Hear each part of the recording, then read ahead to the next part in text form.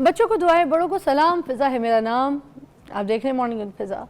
जैसे बच्चों की एक दुआ से मैं अपना प्रोग्राम शुरू करती हूँ, बड़ों को सलाम, तो मैं ये कहती हूँ कि उन पेरेंट्स को सलाम जो अपने बच्चों को समझते हैं, उन पेरेंट्स को सलाम जो बच्चों को टाइम देते हैं, उनकी कदर करते हैं, और जो पेरेंट्स बच्चों को इस दुनिया में लेकर आते हैं और उसके बाद उनकी तरबियत के ऊपर भी काम करते हैं, उनको पॉलिश करते हैं।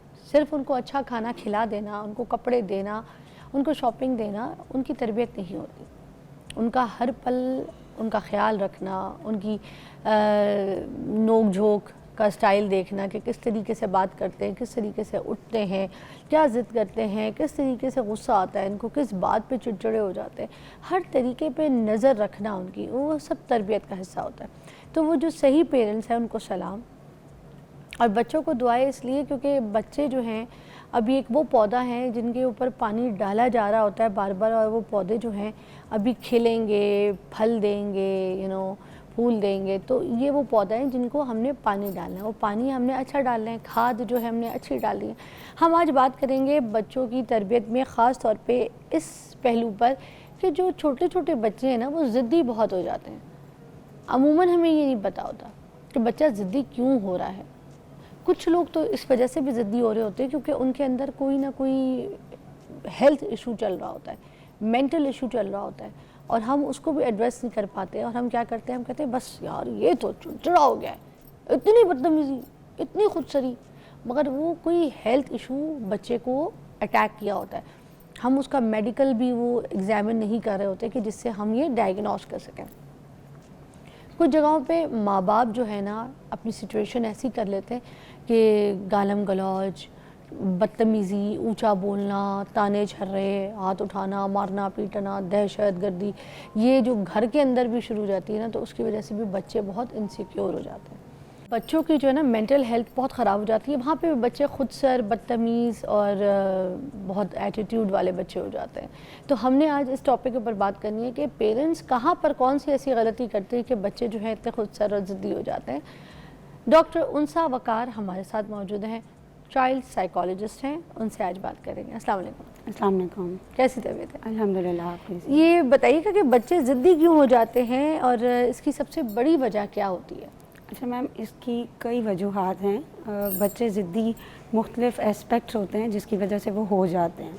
अब वो इस तरह से हैं कि बाज़ दफ़ा पेरेंट्स बच्चों को टाइम नहीं दे रहे होते। जैसे वर्किंग वुमेन हैं, फादर भी काम कर रहे हैं, तो उस तरह से क्वालिटी टाइम बच्चों के लिए नहीं होता है।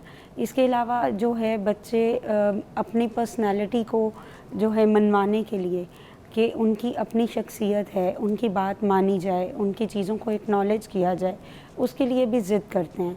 समटाइम्स बच्चे अटेंशन गेन करने के लिए जो है वो ज़िद कर रहे होते हैं, उन्हें अटेंशन नहीं मिल रही होती क्योंकि मदर जो हैं अगर वो हाउस वाइफ भी हैं तो वो अपने घर के कामों में बिज़ी होंगी या अपने घर के कामों में इतनी लगी होती हैं कि बच्चे इग्नोर हो जाते हैं, तो जिसकी वजह से बच्चों में ज़िद आ जाती है। इसके अलावा बच्चे बाज़ दफ़ा ये होता है कि टीचर्स उनके साथ अच्छा सलूक नहीं कर रहे होते। बच्चे अपने एक्सप्रेशंस को, अपनी फीलिंग्स को बता नहीं पा रहे होते हैं, उनके पास अल्फाज नहीं होते हैं, जिसकी वजह से उनमें ये स्टबर्ननेस का बिहेवियर जो है वो बनने लग जाता है। तो ये कुछ फैक्टर्स हैं जो बच्चों में ज़िद्दीपन पैदा कर रहे होते हैं। अच्छा, ये किस एज से शुरू हो जाता है बच्चों के अंदर कि बच्चे अपनी इम्पोर्टेंस जो है वो दिखाने की कोशिश करते हैं, बताते हैं? 3 ईयर्स से ऑनवर्ड्स यानी 6 ईयर्स तक का ऐसा टाइम ड्यूरेशन होता है जिसमें बच्चे जो हैं अपनी उनकी पर्सनालिटी ग्रूम हो रही होती है, बच्चे बहुत सी चीज़ें लर्न कर रहे होते हैं।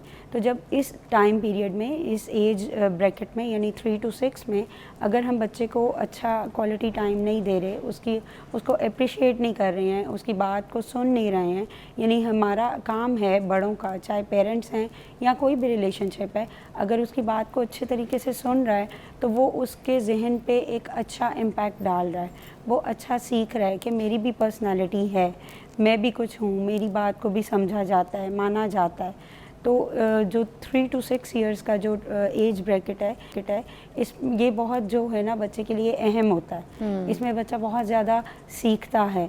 तो ये एक ऐसी ब्रैकेट है कि जिसमें बच्चा स्टबन भी हो सकता है और बच्चा जो है वो अच्छा बिहेवियर भी शो कर सकता है, स्टबन नहीं भी हो सकता है। अच्छा, बच्चे को डांटना चाहिए या फिर सिर्फ प्यार से ही टैकल करना चाहिए, प्यार से समझाना चाहिए, क्योंकि कुछ माएँ कहती हैं कि नहीं, लातों के भूत जो है ना बातों से नहीं मानते, थोड़ा सा वो कहते हैं ना देखो जो है ना ऐसे कि जैसे खिलाओ प्यार का निवाला, देखो शेर की निगाह से।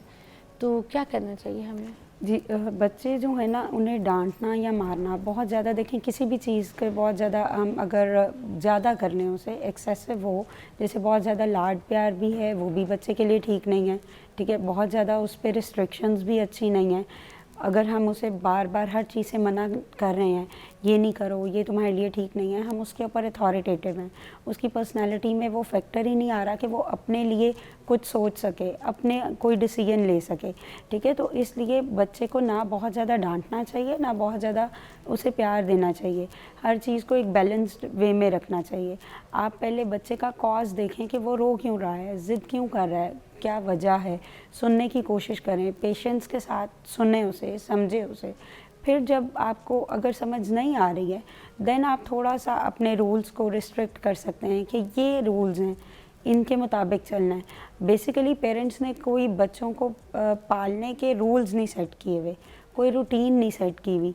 यानी बच्चे हैं वो कभी खेल रहे हैं, कूद रहे हैं, और सबसे बड़ा आजकल ये जो मोबाइल फ़ोन है, इसकी वजह से बहुत से इश्यूज़ पैदा हो रहे हैं। अच्छा, मैं पहले और अभी के भी जो है ना परवरिश के ऊपर थोड़ा सा डिस्कस करना चाहूँगी, क्योंकि बात हम बच्चों की ज़िद के ऊपर, चिड़चिड़ेपन, गुस्से, एटीट्यूड के ऊपर करें। हमारी अम्मियाँ जब, या हमारी नानी दादियों वाला जो टाइम था जब बच्चे पाले जाते थे, तो एक घर में तो वैसे भी किसी औरत के ना 1-2 बच्चे बहुत मुश्किल से रेयर ही होते थे। हम खुद 8 भाई बहन हैं, तो इसी तरह और भी लोगों के ऐसे ही ज़्यादा ही बच्चे होते थे, किसी के 10, किसी के 8, किसी के 7, किसी के 6, है ना। अब इतने सारे भाई बहन एक साथ पल रहे हैं। अब अलग को ना इतनी कोई इम्पोर्टेंस नहीं मिलती होती थी, सबको एक साथ ही पालते होते थे। कोई कहानी सुनानी है तो सबको एक साथ बैठ के कहानी सुना दी, खाना लगाए तो सबने के खाना खा लिया, ठीक है। अगर किसी को अलग भी भूख लगी तो उसको निकाल के दे दिया, किसी को बहुत ज़्यादा भूख लगी है तो अभी खाना हांडी तैयार भी नहीं हुई तो वो जो रात की रोटी बची उसके ऊपर रख के सालन ऐसे दे दिया कि बच्चे को तसल्ली हो जाए, है ना। ऐसे हमें तो हमारी अम्मियों ने ऐसे पाला है। अब आज के दौर में एक एक बच्चा इतनी इम्पोर्टेंस मांगता है, इस पर ज़रूर बात कीजिए ब्रेक के बाद।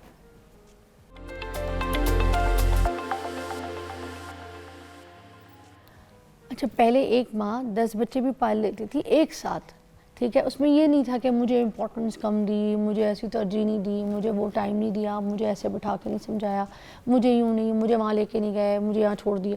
आज का बच्चा कहता है मुझे इम्पोर्टेंस चाहिए, एक को दिए मुझे भी दो, उसको दिए उससे डबल मुझे दो। तो ये भी एक बच्चों के अंदर आ गई ये चीज़ें। तो ये इतना फ़र्क क्यों आ गया? देखिए पहले जो चीज़ें थी ना वो बहुत ज़्यादा लिमिटेड थी, स्पेसिफिक बाउंड्रीज़ थी। पेरेंट्स जो हैं उन्होंने रूल सेट किए हुए थे, बड़ों के साथ ऐसे बात करनी है। घर में तरबियत करने वाले माँ बाप के अलावा नानी दादी बहुत से लोग ऐसे थे। अब बच्चे इन रिश्तों से थोड़ा दूर होकर स्क्रीन टाइम की तरफ ज़्यादा आ गए हैं। बच्चे टीवी को देखते हैं, सोशल मीडिया को सर्च करते हैं। वहाँ पे क्या है कि आजकल हम देख रहे हैं हर कोई कह रहा है कि अपने लिए आवाज़ उठाओ, खुद के लिए खड़े हो, अपनी इम्पोर्टेंस को खुद से जो है बच्चा इस एज में सुन रहा है जी। और बच्चा के वो एज जो कि सीखने की है, तो उसके पास क्या लर्निंग जा रही है। आपको पता है मैंने एक जगह नोट किया, जैसे हम ये अवेयरनेस के प्रोग्राम कर रहे होते हैं पेरेंट्स के लिए, मगर मोबाइल तो बच्चों के हाथ में भी है जी। अब होता क्या है कि जब बच्चे हमारे इस तरह के जो अवेयरनेस शोज़ हैं जिसमें हम पेरेंट्स की तरबियत कर रहे हैं, वो बच्चा देख के तो कहता है कि देख लें आप लोगों को कहा जा रहा है कि किस तरीके से आप लोग बिहेव करते हैं। और अगर पेरेंट्स को नहीं कह रहा ना वो रील दिखा के, तो दिल में सोच के बैठ गया कि इन लोगों ने मेरी ज़िंदगी ख़राब की है, मेरे माँ बाप ही ख़राब हैं। ऐसे ही है, मेरा बस चले बड़ा हूँ, मैं कभी आऊँ ना, मैं शादी करके निकलूँ इस घर से, कभी इस घर में वापस ना आऊँ। बच्चा ऐसी सोच रखना शुरू हो गई। अब एक माँ कहती है कि आपने जो है फ़ोन यूज़ नहीं करना, और पीछे बैठ के खुद फ़ोन पे लगी हुई है, स्क्रॉल किए जा रही है, किए जा रही है, तो फिर आप वो बच्चा कैसे बात मानेगा आपकी? देखें यही चीज़ है ना कि रोल मॉडल हम जो बनते हैं ना, पेरेंट्स रोल मॉडल होते हैं।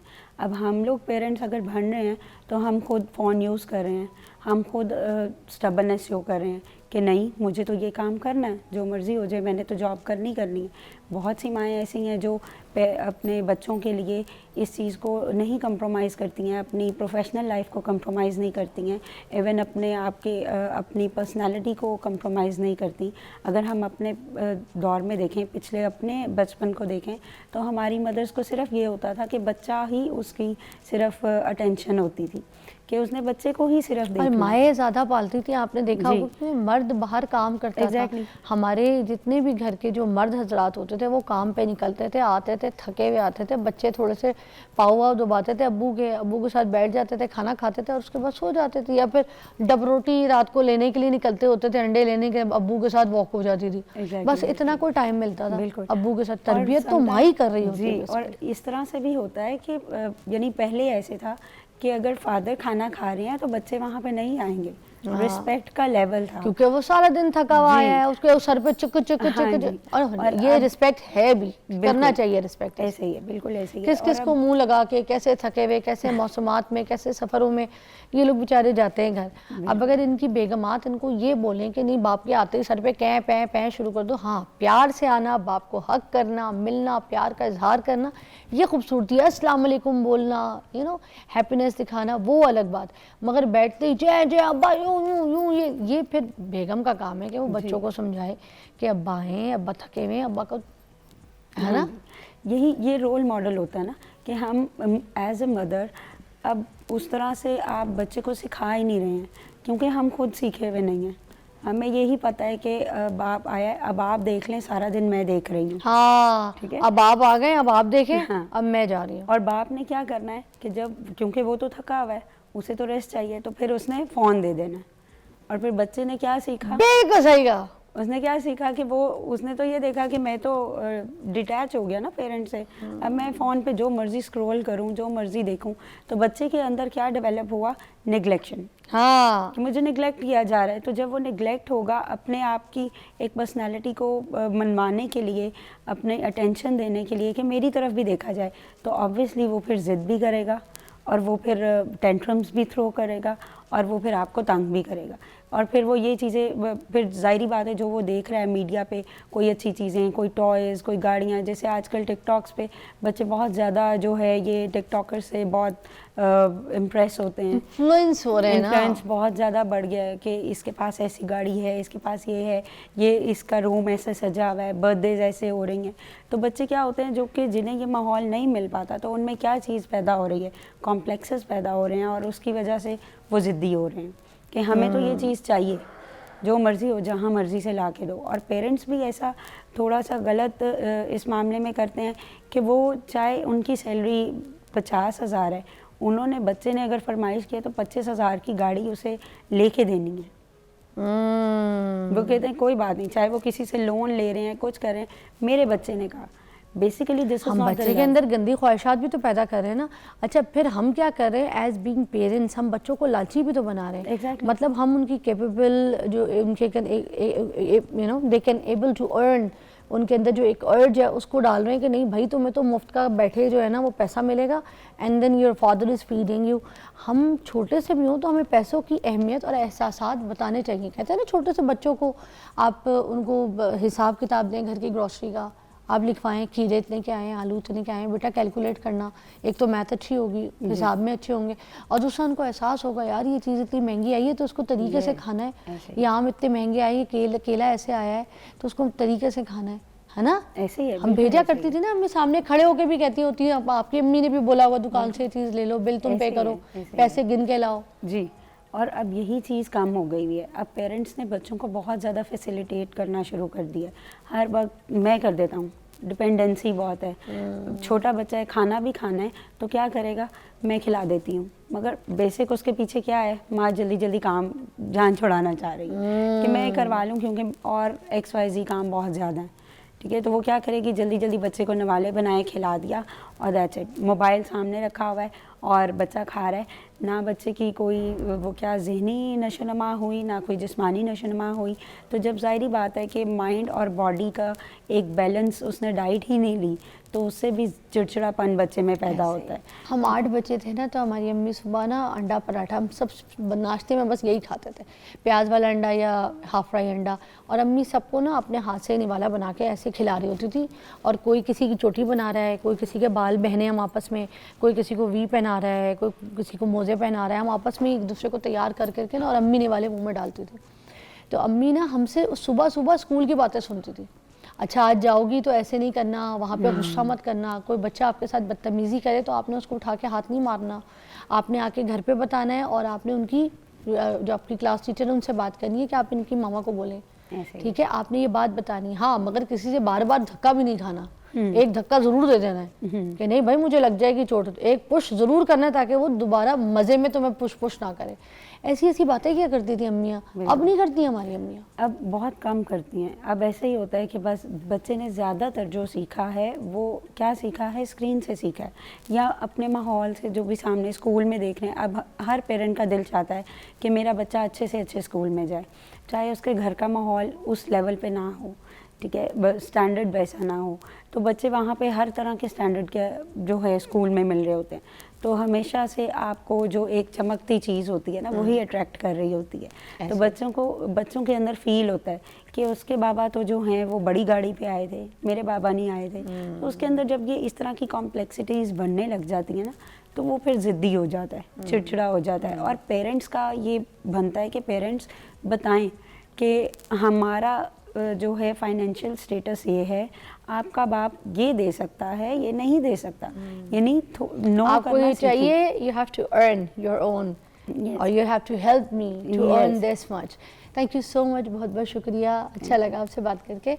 और आज के इस मौजू से मुझे लगता है हमने ये सीखा है कि हम अच्छे सुनने वाले पेरेंट्स बन जाएं। अगर हम अपने बच्चों की सुनने लग जाए ना, उनकी बात सुनने लग जाए, तो उनको हमारी बात समझ में भी जल्दी आ जाएगी। तो सुनने वाले पेरेंट्स बने, बच्चों को इग्नोर ना किया करें। बच्चों की एक इम्पॉर्टेंस होती है, वो जो कहना चाहते हैं उनको कतारसिस निकालने दें, वो भरे हुए होते हैं, उनको सुने, उनको खाली करें, बस। ब्रेक के बाद मिलते हैं।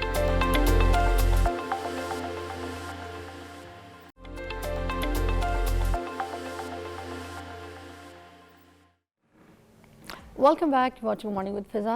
नाज़रीन, अभी जिस मेहमान को हमने यहाँ पर बुलाया है वो बड़े पंजाब के डटे हुए मज़े के सिंगर हैं।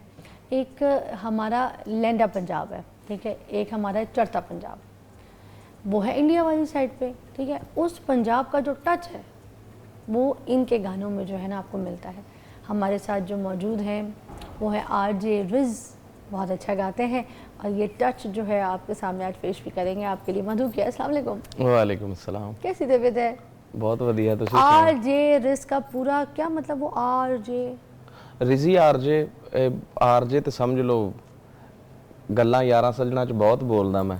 अच्छा ਤੇ ਵੈਸੇ ਮੈਂ FM 95 ਕੀਤਾ ਥੋੜਾ ਚਿਰ ਨਾ। अच्छा ਤੇ ਉਹ ਆਰजे ਤੇ ਮੈਨੂੰ मैं बीए किता है। ਹਾਂਜੀ मैं बीए किता है। Very good. हाँ ਤੇ ਉਹ ਬਸ ਇਸੇ ਕਰਕੇ ਤੇ ਰਿਜੀ ਮੇਰਾ ਨਾਮ। आहा ਹਾਂ ਉਹ ਫਿਰ ਉਹ ਇਕੱਠਾ ਕਰ ਲਿਆ ਆਪਾਂ, ਸ਼ਾਰਟ ਫਿਲਮ ਸੀ हाँ ਤੇ ਫਿਰ ਨਾਲ ਜੋੜ ਲਿਆ। ਕੱਲਾ ਰਿਜੀ ਬੁਰਾ ਲੱਗਣਾ ਸੀ।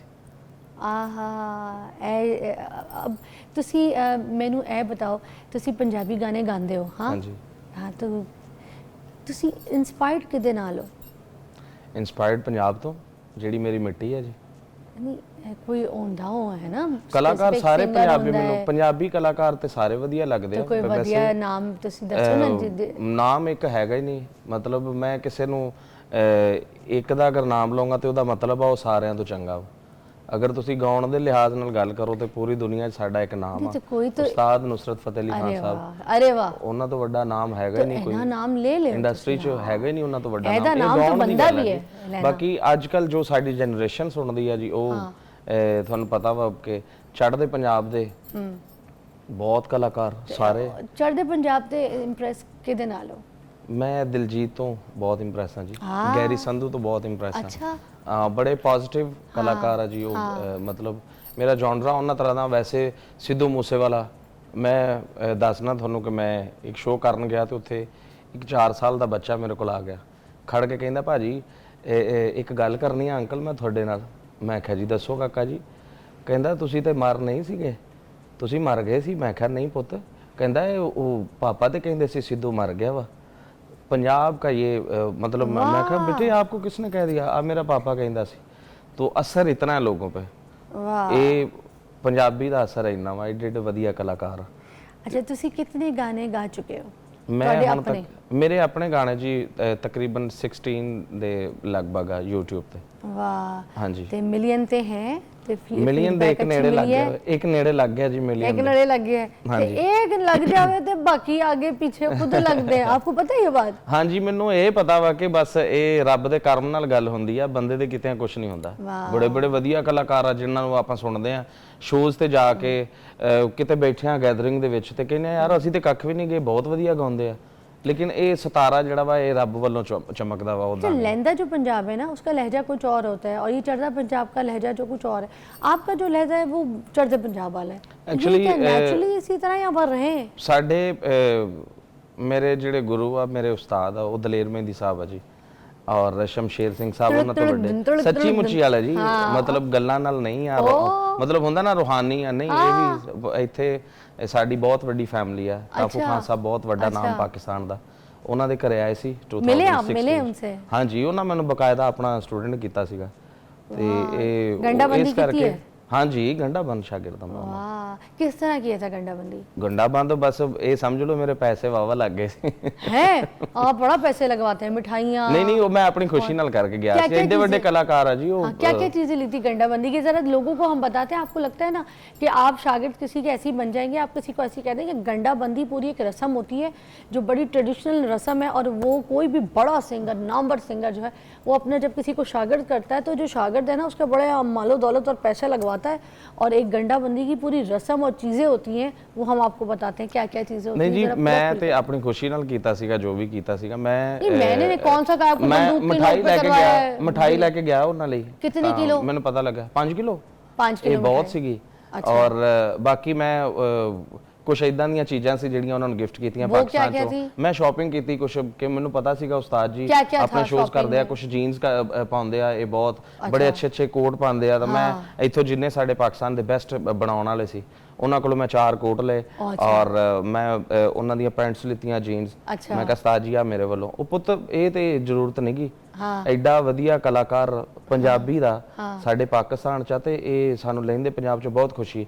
ਇਸ ਮਿੱਟੀ ਦੀ ਖੁਸ਼ਬੂ ਉਧਰ ਜਾਊਗੀ, ਸਾਨੂੰ ਇਹ ਹੀ ਬਹੁਤ ਆ। ਮੈਂ ਕਿਹਾ ਨਹੀਂ ਸਾਰਾ और क्या लिया? पहले पूरी गंडाबंदी समझा दे लोगों को कि होती क्या है। मैं रिंग ਇੱਕ ਪਾਈ ਸੀਗੀ ਉਸਤਾਦ ਜੀ ਨੂੰ। ਵੈਸੇ ਤੇ ਅਸੂਲ ਇਹ ਬਣਦਾ ਵਾ, ਦੇਖੋ ਜਿਹੜਾ ਤੁਹਾਨੂੰ ਸ਼ਾਗਿਰਦ ਕਰਦਾ ਵਾ ਉਹਨਾਂ ਨੇ ਆਪਣੀ ਲਾਈਫ 'ਚ ਮਿਹਨਤ ਕੀਤੀ ਹੁੰਦੀ ਆ ਬਹੁਤ, ਤੇ ਉਹਨਾਂ ਦੀ ਰਿਸਪੈਕਟ ਕਰਨਾ बहुत बनता वा। गंडाबंद जो बनता है वो छोड़े, बस मुझे ये बताएं आपने क्या क्या दिया था। मैं आधी मिसाल दे रही हूँ, लोगों को पता तो चले गंडाबंदी होती क्या है। रिंग लोगों को लगता बस ये कह दिया मैं ये मेरा उस्ताद है और बन गया। नहीं भाई, रिस्पेक्ट होती है उस्ताद की, कुछ करना होता है, प्यार के लाज़मात होते हैं, वो सिखा रही हूँ। नाल उन्हां दे ਵੱਡੇ ਭਾਈ ਸੀਗੇ ਸ਼ਮਸ਼ੇਰ ਸਿੰਘ ਸਾਹਿਬ। वो गोल्ड की थी जी, मैं रिंग ਉਹਨਾਂ ਨੂੰ ਇੱਕ 골ਡ ਦੀ ਪਾਈ। अच्छा, डायमंड नाल था। ਬਾਕੀ ਮੈਨੂੰ ਜੋ ਮੈਨੂੰ ਸਮਝ ਸੀਗੀ ਉਹਦੇ ਮੁਤਾਬਕ ਤਾਂ ਮੈਂ ਕੱਪੜੇ ਕੁਪੜੇ ਲੈ ਕੇ ਉਹਨਾਂ ਨੂੰ ਗਿਫਟ ਕਰਤਾ। डायमंड रिंग कोई कितने की आ गई होगी? डायमंड नहीं, गोल्ड ਦੀ ਰਿੰਗ ਸੀਗੀ। डायमंड गोल्ड दी रिंग कितने की कोई आ गई होगी? लाख 1.5 लाख? ਬਸ ਸਸਤੀ ਸੀਗੀ। ਤੁਸੀਂ 2016 ਚ ਉਹ 1,20,000 ਦੀ ਸੀ। 1,20,000 की उस वक्त। हाँ, हल्ले तो 5 लाख की हो गई होगी। हो सकता है। हाँ 16 में लिया आपने। अच्छा, उसके बाद और क्या क्या चीजें दी थी? बस यही सारी। फिर वो जो बांधा था वो किस चीज का बांधा था? वो क्या लेके गए थे आप? वो मैं धागा ही लेके गया था, लाल रंग का। हाँ जी बिल्कुल। मैं धागा लेके गया। मैं क्या उस्ताद जी आ ਉਹਨਾਂ ਦੇ ਹੱਥਾਂ ਨਾਲ ਬੰਨਣਾ ਹੀ ਮੇਰੇ ਵਾਸਤੇ ਬਹੁਤ ਵੱਡੀ ਗੱਲ ਹੈ। ਕਿੰਨੇ ਲੋग थे? सब साथ थे? ਸਾਡੇ ਉੱਥੇ ਤਾਫੂ ਫੈਮਿਲੀ ਪੂਰੀ ਸੀਗੀ ਔਰ ਮੇਰੇ ਆਪਣੇ ਘਰ ਦੇ 4 ਲੋਕ ਸੀਗੇ। ਔਰ ਸਾਨੂੰ ਬਹੁਤ ਵਧੀਆ ਲੱਗਿਆ। ਮਤਲਬ ਕਿ ਅਸੀਂ ਬਿਲਕੁਲ ਛੋਟੇ ਛੋਟੇ ਸੀ ਉਸ ਵੇਲੇ, ਟੀਵੀ 'ਚ ਸੁਣਦੇ ਸੀ, ਉਹਨਾਂ ਦੇ ਗਾਣੇ ਚੱਲਦੇ ਸੀ ਔਰ ਭੰਗੜਾ ਬਣਾਉਣ ਵਾਲੇ ਪਹਿਲੇ ਬੰਦੇ ਮਤਲਬ ਸਮਝਦੇ ਆ ਪੰਜਾਬ ਦੇ ਵਿੱਚ ਉਹ ਦਲੇਰ ਮਹਿੰਦੀ ਸਾਹਿਬ ਨੇ ਕਿ ਉਹ ਲੋਕਾਂ ਨੇ ਉਹਨਾਂ ਦੇ ਗਾਣੇ ਸੁਣ ਕੇ ਇੰਜੋਏ ਕਰਨਾ ਸ਼ੁਰੂ ਕੀਤਾ, ਨੱਚਣਾ ਟੱਪਣਾ ਸ਼ੁਰੂ ਕੀਤਾ ਤੇ ਉਹ ਮਤਲਬ ਬੜਾ ਵਧੀਆ ਲੱਗਿਆ ਮੈਨੂੰ। मैं तो उनका वही तुड़क दुम ताना ना, मैं तो वही नहीं बोलती। नहीं ਉਹ ਸਾਰੀ ਦੁਨੀਆ 'ਚ ਹਜੇ ਤੱਕ ਚੱਲਦਾ ਵਾ ਜੀ। ਬਾਹਦ ਕਲਾਕਾਰ ਆ ਉਹ ਏਸ਼ੀਆ ਦੇ ਕਹਿ ਲੋ ਕਿ 365 ਡੇਜ਼ ਆ ਜੀ ਸਾਲ ਦੇ ਵਿੱਚ ਨਾ, ਤੇ ਉਸਤਾਦ ਜੀ ਨੇ 367 ਸ਼ੋਜ਼ ਕੀਤੇ ਆ। ਮੈਨੂੰ ਉਹਨਾਂ ਨੇ ਦੱਸਿਆ, ਉਹਨਾਂ ਕਿਹਾ ਯਾਰ ਇੱਕ 10 ਮੁਹर्रम ਦਾ ਦਿਨ ਸੀਗਾ, ਬਸ ਉਹ ਛੱਡ ਕੇ ਮੈਂ ਤਾਂ ਮੈਂ ਪੂਰਾ ਸਾਲ ਬਿਜ਼ੀ ਸੀਗਾ।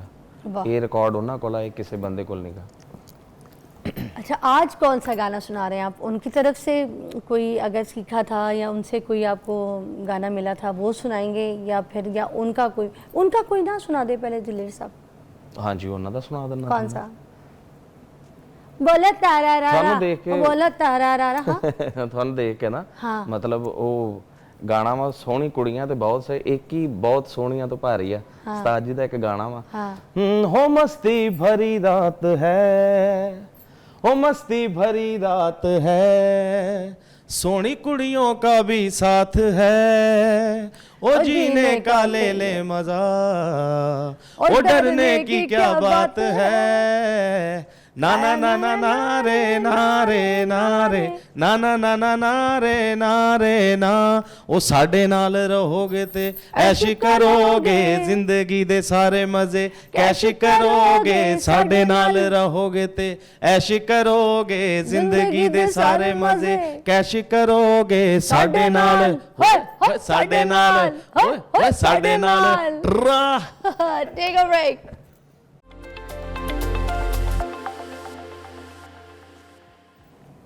वैसे ये जो शर्ट्स हैं ये आपको कहाँ से मिल जाती हैं? आप अपना मुंह कैसे इसके ऊपर प्रिंट करवा लेते हैं? पैसे ला के जी, अपना करावा चाहे किसी दा करा लवां। ये आपका है? नहीं नहीं, ਤੁਸੀਂ ਦੇਖ ਲਵੋ।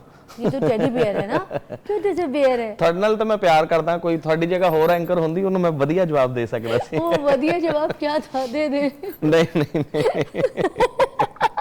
देखिए बहनों को इजाजत होती है छेड़ने हाँ जी, इसे करके ना है ना, मैं आपको ब्रेक में भी छेड़ी थी। पंजाबी असल जेड़ा बंदा वा ना जी, वो भैणा नाल ते सच्ची मुच्ची बहुत प्यार करता ये वा। बात तो ही ना, और बहुत बहनों को प्यार इजाजत करता होती है। हाँ जी बिल्कुल। हाँ, और बहनों को इजाजत देते हैं ये जितने भी चढ़ता पंजाब के लोग होते हैं ना, और बहनें जब अटखलियाँ और छेड़म खानियाँ करती हैं तो ये लोग खुश होते हैं बहुत ज्यादा। नहीं, बहुत ज्यादा जी, बहुत ज्यादा। हाँ। अच्छा, मुझे और किसी का भी गाना सुनाए दिलेर मेहंदी के अलावा। दलेर मेहंदी साहब दे एक मेरे कलाकार बड़े मजेदार फेवरेट कलाकार है गैरी संधू, अच्छा, ਉਹਨਾਂ ਦਾ ਗਾਣਾ ਮੈਂ ਸੁਣਾਉਣਾ ਜੀ। ਉਹ ਸਮਝ ਲਓ ਜਿਨ੍ਹਾਂ ਲੋਕਾਂ ਨੂੰ ਆਪਸ ਵਿੱਚ ਸ਼ਿਕਵੇ ਹੁੰਦੇ ਆ ਨਾ, ਉਹ ਉਹਨਾਂ ਵਾਸਤੇ ਗਾਣਾ ਵਾ। ओ होए होए। ਓਏ ਲਾਰੇ ਫੁੱਲ ਕੇ ਤੇਰੇ ਮੈਂ ਗੱਲ ਕਹਿਣ ਲੱਗਾ ਹਾਂ ਤੈਨੂੰ, ਤੂੰ ਵੀ ਛੱਡ ਦੇ ਗਲਤ ਫਹਿਮੀਆਂ, ਗੱਲ ਨਾਲ ਲਾ ਲੈ ਮੈਨੂੰ, ਉਂਝ ਆਕਣ ਖੋਰੇ ਦੋਵੇਂ ਆ, ਆਕਣ ਖੋਰੇ ਦੋਵੇਂ ਆ ਨਾ ਮਾੜੇ ਦਿਲ ਦੇ ਆ, ਛੱਡ ਗੁੱਸੇ ਕਰਨੇ ਅੜੀਏ ਫੇਰ ਦੁਬਾਰਾ ਮਿਲਦੇ ਆ, ਛੱਡ ਗੁੱਸੇ ਕਰਨੇ ਅੜੀਏ ਫੇਰ ਦੁਬਾਰਾ ਮਿਲਦੇ ਆ। ਇਹ ਮੇਰਾ ਬਹੁਤ ਫੇਵਰਿਟ Song ਹੈ ਜੀ।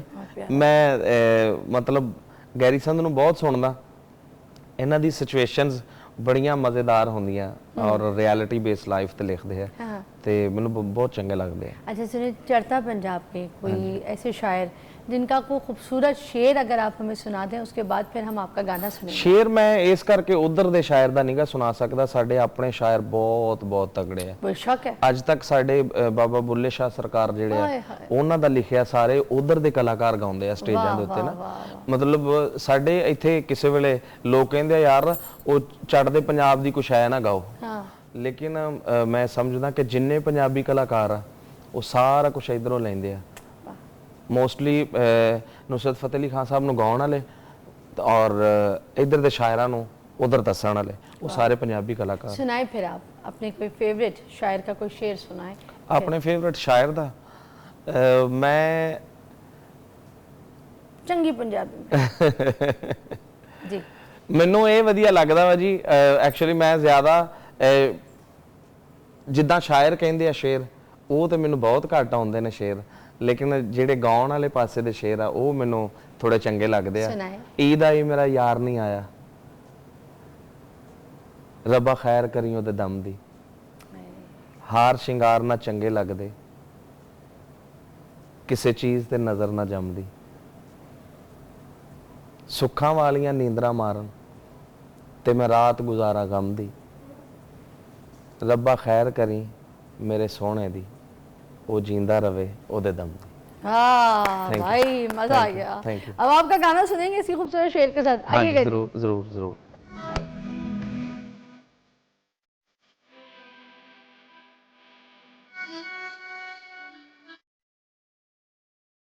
ਕਾਲਾ ਸੂਟ ਨਾਲੇ ਮੁਖੜੇ ਤੇ ਦਿਲ ਕੰਨੀ ਤੋਂ ਜੱਜਦਾ ਹੈ ਨੱਕ ਵਿੱਚ ਕੋਕਾ ਬਾਣੀ,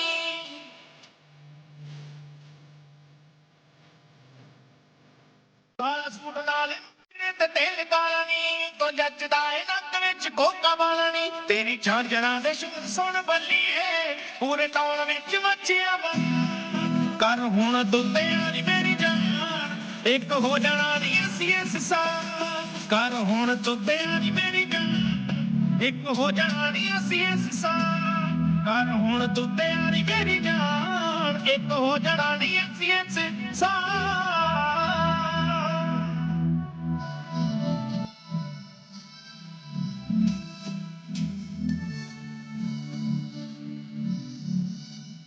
ਮੈਂ ਸੁਣਿਆ ਤੇਰੇ ਲਈ ਮਿੱਠੀਏ ਇੱਕ ਰਿਸ਼ਤਾ ਯੂਕੇ ਵੱਲੋਂ ਆਇਆ ਮੇਰਾ ਨਾਮ ਚੇਂਜ ਕਰਦੀ ਤੂੰ ਸੋਹਣੀਏ ਜੇ ਮੈਂ ਮਾਰ ਮਾਰੇ ਉਹਨੂੰ ਨਾ ਦਸਾਇਆ ਅਸੀਂ ਟਾਈਮ ਪਾਸ ਆਸ਼ਿਕ ਨਹੀਂ ਬੱਲੀਏ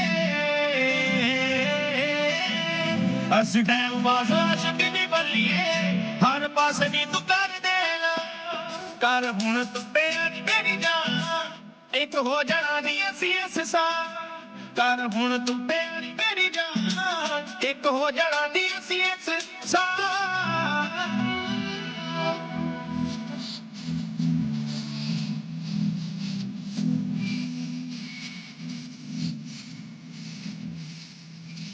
ਉਹ ਤੇਰੀ ਬੇਬੀ ਮੇਰੀ ਗੱਲ ਦੀ ਤੇਰੇ ਘਰ ਤੇ ਉਹਨੂੰ ਹੈ ਫਿਰਦੀ ਲਾਲ ਸੂਟ ਦੇ ਹੱਥ ਲੈ ਕੇ ਨੀ ਉਹ ਆਈ ਹੈ ਹੁਣ ਸ਼ਗਨ ਮਨਾਉਣ ਨੂੰ ਹੈ ਫਿਰਦੀ ਮੈਂ ਪਸੰਦ ਆ ਨੀ ਤੇਰੇ ਪੂਰੇ ਘਰ ਨੂੰ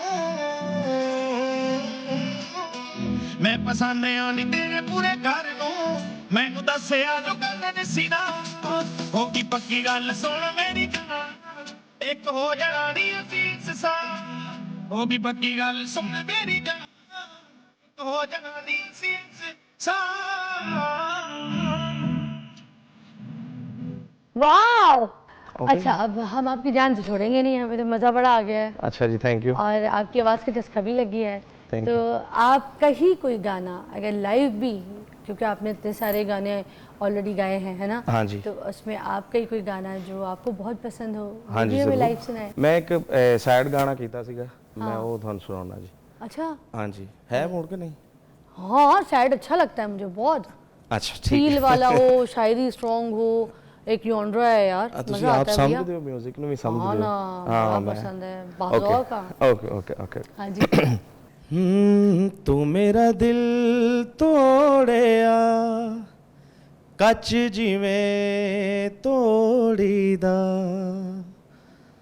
ਤੂੰ ਮੈਨੂੰ ਇੰਜ ਛੋੜਿਆ ਜਿਵੇਂ ਨਹੀਂ ਛੋੜੀਦਾ वाह, ਕੀਤਾ ਤੇਰੀਆਂ ਜੁਦਾਈਆਂ ਬੁਰਾ ਹਾਲ ਵੇ ਬੇਕਦਰਾ ਤੂੰ ਮੇਰੀ ਕਦਰ ਨਾ ਜਾਣੀ ਯਾਦਾਂ ਤੇਰੀਆਂ ਚ ਬੀਤੇ ਕਈ ਸਾਲ ਵੇ वाह। ਹੰਝੂ ਇਸ ਗੱਲ ਦੇ ਨੇ ਗਵਾ चलिए, बहुत ज़्यादा। ਤੂੰ ਮੇਰਾ ਦਿਲ ਤੋੜਿਆ ਤੇਰੀ ਯਾਦ ਚ ਕੱਲਿਆਂ ਗੁਜ਼ਾਰੇ ਜਿਹੜੇ ਦਿਨ वाह, ਨਾਲੇ ਕੱਟੀਆਂ ਨੇ ਰਾਤਾਂ ਮੈਂ ਤਾਂ ਤਾਰੇ ਗਿਣ ਗਿਣ ਹੁਣ ਹੰਝੂਆਂ ਨੂੰ ਕੌਣ ਸਮਝਾਵੇ ਗਲੇ वाह।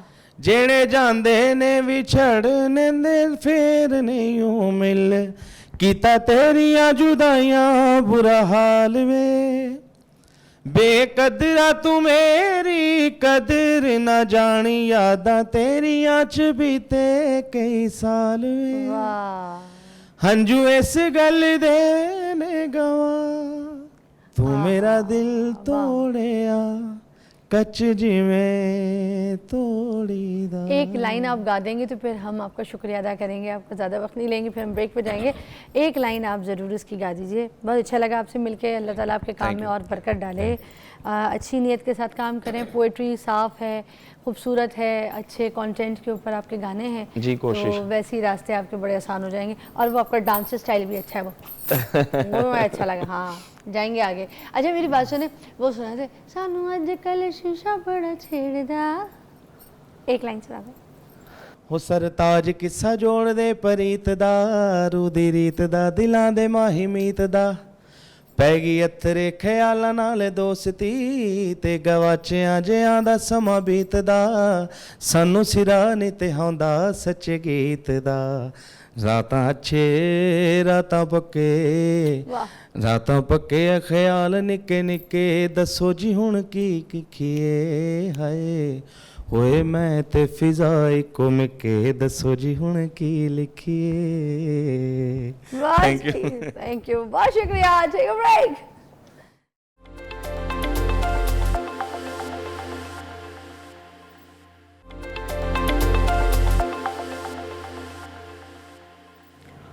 Welcome back to watching morning with Fiza. और नाज़रीन मेरा फेवरेट सेगमेंट जो है वो शुरू होने जा रहा है जो कि आपको भी बहुत पसंद होता है।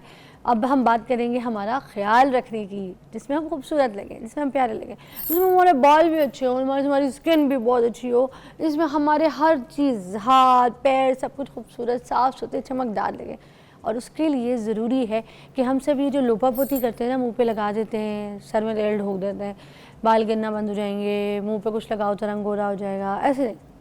हमने सबसे पहले इसका कॉज तलाश करना है कि ये हो क्यों रहा है, क्योंकि ये सब ऊपरी चीज़ों की वजह से नहीं होते हैं। इसमें ऊपरी चीज़ें जो है वो 30% वजूहात बनती है, मगर 70% या फिर 60% जो है वो वजूहात बनती है आपकी अंदर से, अंदर की ग़िज़ा से, अंदर की ख़राबी से, अंदर की जो डैमेजेस हो रहे होते हैं।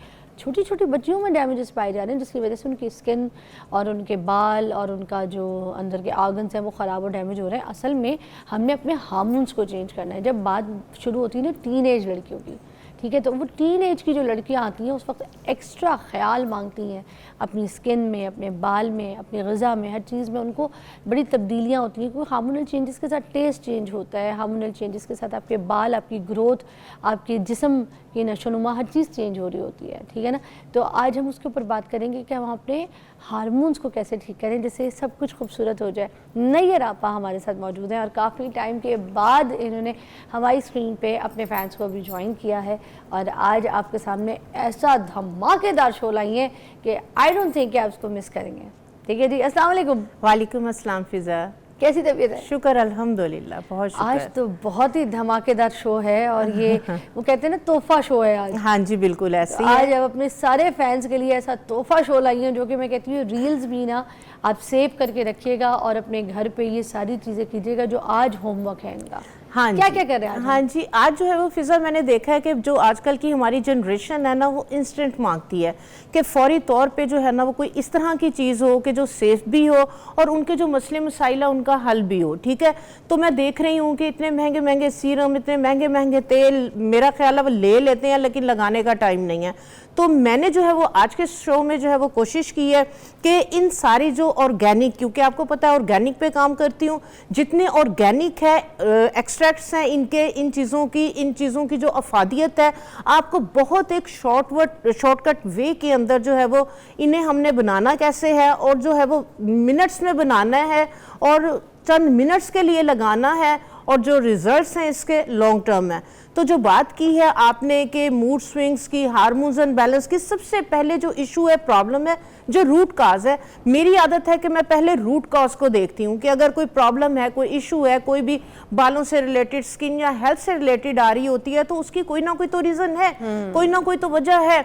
तो आजकल की जो रीज़न है, जो वजह है, जो प्रॉब्लम है, जो इशू है, वो ये है कि हार्मोन्स अनबैलेंस होने की वजह से आप देख लें थायराइड का इशू आ रहा है या कोलेस्ट्रॉल है या फैटी लिवर है या कोई भी कॉन्स्टिपेशन है, कोई भी इशू आ रहे हैं। टीनेज के बच्चियों को ले लें, ठीक है, चेहरे के ऊपर एक्नी आ गई है, ऑयली स्किन है बहुत ज़्यादा, बाल गिर रहे हैं, रफ है, ड्राई है, डैंड्रफ है, कुछ समझ नहीं लग रही क्या करें। उसके बाद 40+ में आ जाता है, आप देखें प्री डायबिटिक का जो है वो इशू आना हो जाता है, वेट गेन कर लिया, बाल गिर रहे हैं, थायराइड के इशू आगे। तो उसमें यह है कि अगर आप टीनेज के अंदर हैं, आप 30s में हैं, आप 40s में हैं, आप 50s में हैं, आप 60s में हैं, ठीक है, सिर्फ आप थोड़ा सा अपनी जो प्रॉपर चीज़ें हैं उनका इंटेक अगर आप बेहतर कर ले, अपनी लाइफस्टाइल को बेहतर कर लें, अपनी खुराक से सफ़ेद जहर जिसके अंदर आपका मैदा, चीनी और नमक, इनको आप जो है वो निकाल दें या बहुत जो है वो उसको कम कर दें। तो और ऑर्गेनिक्स की तरफ आप चले जाएं, फ्रूट्स, वेजीज, इन चीज़ों का इंटेक प्रॉपर करें, ठीक है। तो इसके साथ मैं समझती हूँ कि आप लोगों के जो मसले मसाइल हैं काफ़ी हद तक जो है वो कम हो सकते हैं। ठीक है, तो आज मैं एक ब्यूटी ड्रिंक लेके आई हूँ आप लोगों के लिए कि जिसको पर्सनली जो है वो मैं यूज़ कर रही हूँ, पूरी गर्मियाँ यूज़ किया है, उससे मेरा वेट भी कम हुआ है। क्योंकि मुझे जो इशू आ रहा था थोड़ा सा प्री डायबिटिक का आ रहा था। आप हुई हैं दुबली? हाँ जी, वेट मैंने कम बहुत अच्छा किया आपने हाँ वेट जी, कम करके। थोड़ा सा इसी फैट से किया है? मैंने आप बिल्कुल जिम तो नहीं जाती? मेरे बिल्कुल भी नहीं, जिम जाने का टाइम ही नहीं, इतनी जो है वो लाइफ जो है वो जिम। मैं नैयर आपा के बारे में बता दूं कि उनके पास इल्म तो है, डिग्रीज भी हैं, और इन्होंने बहुत टाइम लगा के पढ़ाई करके जो है ना हर्बलिस्ट अपनी डिग्रीज हासिल की हैं, सिर्फ एक जगह से नहीं, बहुत जगहों से, और बड़े एग्ज़ाम्स दिए हैं और बड़े लोगों को पढ़ाती हैं। इनके जो स्टूडेंट्स हैं उनको सिखाती हैं, हर्बलिस्ट बनाती हैं, उनको डिग्रियाँ देती हैं। तो ये एक अच्छी चलती फिरती जो है ना टीचर है सब। और जो वो आपको हाँ, मैंने किताब बुक आप भी मैं भूल गई। हाँ, बुक भी ये देखें, बुक भी मैंने जो है वो लिखी है कॉस्मेटिक्स मेकिंग के ऊपर। उन लोगों के लिए मैंने देखा आजकल सोशल मीडिया पे हर कोई तेल जला रहा है, बना रहा है, पका रहा है। मुझे इसका पहले रुक तो- जाए ना, इसका हाँ तो जी। बताएं इस बुक के अंदर है क्या मैजिक में, वो लोगों को तो बताओ। हाँ जी, इस बुक के अंदर जो है जो खवातीन और बच्चियां घर बैठे ऑर्गेनिक बिजनेस जो है वो अपना स्टार्ट करना चाह रही हैं, इसके अंदर ऑर्गेनिक प्रोडक्ट के जो है बनाने के लिए तमाम एक्सट्रैक्ट्स, हाइड्रोसोल, ग्लाइसराइड, उनका जो है वो इसमें बताया गया है। और आपने ये ऑर्गेनिक स्किन केयर प्रोडक्ट किस तरह से बनानी है, प्रॉपर पूरे फार्मूलेशन है इसमें। कहानी है और ये इसमें। मेरी 30 साल की, हाँ जी, इसके अंदर ये सारी चीजें हैं, प्रॉपर स्किन एनाटॉमी इसमें बताई हुई है, स्किन के इश्यूज क्या है और कौन से इंग्रेडिएंट किस स्किन पे क्या काम करते हैं। वाह, ये किताब काम की। मेरे पास तो आ गई, मैं आपको फिर बताऊंगी जब नेक्स्ट बुलाऊंगी कि मुझे इस किताब का कितना फायदा हो रहा है। और आज हम ब्यूटी ड्रिंक के बाद जो चीजें बनाएंगे वो स्टेप बाय स्टेप वहीं चल के बनाते हैं। हाँ जी, बिल्कुल। क्योंकि कुछ तेल वेल भी आप लाई हैं हाँ बाल जी, के बिल्कुल, लिए। बहुत बिल्कुल और कुछ टोटल extract डिफरेंट भी लाई हैं। एक्सट्रैक्ट्स भी लेके आई हूँ, वो चीजें लेके आई हूँ कि जो बिल्कुल नई है, बिल्कुल यूनिक है। अभी तक मैं इसको क्लेम करती हूँ, लाइव क्लेम कर रही हूँ कि अभी तक किसी भी चैनल पे किसी ने भी इन चीजों को जो है वो इस इस तरह रिसर्च से पे ब्रीफ काम नहीं किया है। आ जाए जी, लेट्स गो जी। नाज़रीन, हम बनाने लगे यहाँ पर ज़बरदस्त ब्यूटी ड्रिंक, जिसको पीने के बाद हम खूबसूरत, जवान, हसीन हो जाएंगे। मैं तो पीऊंगी, आप खुद बना के पियेंगे। क्या है जी, मैं बहुत एक्साइटेड हो रही हूँ। हाँ जी, ये है चाइना रोज, ठीक है, हिबिस्किस के फूल ये जगह जगह आजकल लगे हुए हैं और हर गली पे, हर जो है वो पार्क वगैरह में, सब जगह ये आपको इजीली मिल जाएंगे। हाँ। ये आपको अंदाजा ही नहीं है कि ये मैजिकल जो है ये फ्लावर है। हाँ। इनके साथ आपकी स्किन के, आपकी हेल्थ के कोई भी इश्यूज हैं, प्रॉब्लम है, उसको जो है वो आप सॉल्व कर सकते हैं। पहले हम इसका जो है वो कहवा बना लें, ठीक है। ये देखें, ये मैंने ड्राई करके रखे हुए। यूरोप के अंदर ये बहुत ज्यादा एक्सपेंसिव मिलते हैं, हम लोग तो इनकी कदर नहीं करते ना। अच्छा। तो इनको आप जो है वो धो के, इनकी जो है वो ग्रीन टहनियां उतार के, इनको आप जो है वो शैडो ड्राई कर लें। ऐसे करना हाँ जी, ये इस तरह से बिल्कुल कड़क हो जाएंगे, बिल्कुल ड्राई हो जाएंगे। Okay. ठीक है, अभी ये सॉफ्ट है। ठीक है, ये जो है मैंने पानी जो है वो 2 गिलास इसमें डाला है। तो इस तरह से जो है ये फूल धो के अच्छी तरह से इनकी ग्रीन टहनियां जो है वो अलग कर ली हैं। और ये पानी के अंदर हम तकरीबन 8 से 10 जो है ये इसके फूल जो है वो डाल अच्छा, देंगे। इतना डालना है? हाँ जी, 8 से 10 जो है वो हम इसमें जो है पानी वो में इसके, आपको और दूं, है ना? हाँ जी, पानी कम है, पानी हाँ, प्लीज बेटा और पानी दें। पीछे से जाना कैमरे के, वो पानी आपके पास है, इधर से ला दो। मैंने जो है वो लेमन का जो जूस है मैंने ग्लासेस के अंदर जो है वो निकाल लिया है। और लेमन के जो छिलके हैं वो भी मैं इसी के अंदर जो है वो डालने लगी हूँ, क्योंकि लेमन के जो छिलके हैं इनके अंदर रिच विटामिन सी एंटीऑक्सीडेंट है कि जो आपकी स्किन के लिए, आपकी हेल्थ के लिए जो है ये बहुत ज़बरदस्त है। ठीक है, ये देखें हमने 8 से 10 जो है ये फूल डाले हैं इसके अंदर। ठीक है, पानी थोड़ा ज़्यादा है, मैं थोड़े से जो है वो फूल बढ़ा रही हूँ। हाँ, क्योंकि मैंने पानी डाला, रेड थे, ये देखें रेड फूल हमने डाले थे। आप अगर ये क्लोज में दिखाएं तो इसका जो है ये पानी इस तरह से जो है ये पर्पलिश सा हो गया है। इस तरफ दिखा दो। हाँ जी, देख रहे हैं? पर्पलिश है। और जो फ्लावर है वो ये देखें बिल्कुल जो है ये वाइट हो जाएंगे, ट्रांसपेरेंट से हो जाएंगे। ठीक है, ये वाले जो छिलके थे ना, हाँ अब ये जी। छिलके आपको क्या विटामिन सी का सोर्स है? जी बिल्कुल, विटामिन सी है इसके अंदर। इसके अंदर जो इसके एक्टिव कंपाउंड्स हैं, खासकर इसका जो एसेंशियल ऑयल है लेमन का, जो आपको रिलैक्स करता है। ठीक है, तो वो भी अब इसके अंदर जो है वो ऐड हो गया। ठीक अब हम है, इसको निकालेंगे। इसको अब हम ये देखें ग्लासेस के अंदर मैंने लेमन जूस जो है वो ग्लास के अंदर डाल दिया था। लेमन जूस को मैंने पकाया नहीं था। ये देखें बिल्कुल रेड कलर का जो है ये कहवा, उस तरफ करके डालें। हाँ, एक्शन। ये देखें इसके अंदर जो है वो लेमन जूस था और सारा कहवा हमने रेड कलर का वाह, बस इसके फूल का ब्यूटी ड्रिंक। हाँ जी, इसको आप लें, सिप सिप करके पिए। ये वाला जो ड्रिंक है, ब्यूटी ड्रिंक, आपके हार्मोन्स को बैलेंस करेगा। जिन लोगों का कलर फेयर है बट ग्लो नहीं है, पिंकिश नहीं है, ये पिंक जो है वो कलर कॉम्प्लेक्शन को करेगा। खून की कमी है बहुत ज़्यादा बच्चों के अंदर, खवातीन के अंदर, ये खून की कमी को जो है ये पूरा करेगा, क्योंकि इसके अंदर आयरन है, इसके अंदर जो है वो रिच इस तरह के कंपाउंड्स हैं कि जो हार्मोन्स को बैलेंस करने के लिए बेहतरीन है। और जिन लोगों का ब्लड प्रेशर बहुत ज़्यादा हाई रहता है, ये उन लोगों के लिए एक मैजिकल ड्रिंक है। जी जी, जिन लोगों का ब्लड प्रेशर हाई रहता है, ये अगर पीना शुरू कर देंगे, आप देखें कि उनका ब्लड प्रेशर जो है वो कंट्रोल हो जाएगा। बॉडी में बहुत ज्यादा इन्फ्लेमेशन है, हीट है बॉडी के अंदर, लिवर के अंदर जो है वो बहुत ज्यादा हीट है, लिवर जो है वो बहुत ज्यादा फैटी है, उन लोगों के लिए ये कमाल की चीज है। और एक चीज वो ड्रिंक है जिससे आप भी दुबली हो जी, ये वो ड्रिंक है कि इसने जो है वो मुझे किक दी है, किक स्टार्ट दिया। आप जितना मर्जी एक्सरसाइज कर ले, जितनी मर्जी आप डाइट कर ले, जितने मर्जी आप भूखे रह ले, ये वो एक किक करना होता है ना, बाइक को किक लगाते हैं तो स्टार्ट होती है। तो जब तक एक किक नहीं आपकी बॉडी को मिलेगी, ठीक है, तमाम सिस्टम नॉर्मल नहीं होगा, हार्मोन्स बैलेंस नहीं होंगे, तो आपकी बॉडी से जो है जो डिपॉजिट फैट है वो नहीं निकलेगा। तो ये आपका वेट लॉस के लिए किक है, और मैंने 3 माह से इसको ले रही हूँ। हाँ, आप घर में अपने भी ले लीजिएगा, मैं तो ये बहुत मजे का, इतना रिलैक्सिंग, इतना मजे का। मैंने आपको कहा था ना कि एक आप ग्लास लेंगे तो आपका दिल करेगा कि इसको मैं डेली बेसिस पे लूं। मैं पीऊंगी। हाँ जी बिल्कुल, मैं कसम नहीं उठा सकती, मगर मैं आपको बताऊं कि मैं पीऊंगी। हाँ, मजा आ गया। देखें, इसके अंदर वेट लॉस है जी, इसके अंदर रंग को खूबसूरती, चमकदार, वो सब कुछ है इसके अंदर। आपके सारे डिटॉक्स हो रही है बॉडी, ब्लड प्रेशर से आप बच रहे हैं, ठीक है, आपके फैटी लीवर के लिए काम कर रही है, आपके जिगर को साफ कर रही है यार। और ये वो फूल है जो कचरे की तरह रोडों पे भरे हुए यार, हमें पता ही नहीं था ये चाइनीज फ्लावर क्या काम कर रहा है यार। Amazing result, amazing taste. तो इसको आप जो है वो सारा दिन, अगर 1.5 लीटर आपने पानी का पीना है, आप इसमें 3 लेमन, उसके छिलके भी उसी में जैसे मैंने डाले हैं, 15 से 20 इसके फ्लावर, एक पौधा आप घर में लगा ले। डेली बेसिस पे इस पे जो है वो कम से कम 25-30 फूल लगते हैं, जो आपके पूरे घर वालों के लिए एक टाइम का जो है ये कहवा रेडी होता है, ये ड्रिंक, ब्यूटी ड्रिंक रेडी होता है। हम शाम को पी सकते हैं। आप इसको सारा दिन पिए, खाली पेट पिएंगे ज्यादा बेहतर है, दिन के टाइम इसको आप लें। और एक चीज, जिन लोगों का ब्लड प्रेशर लो रहता है वो इसको अगर लें तो इसके अंदर थोड़ी सी 3-4 लौंग और एक दालचीनी का टुकड़ा डाल लें, क्योंकि इसकी तासीर ठंडी है।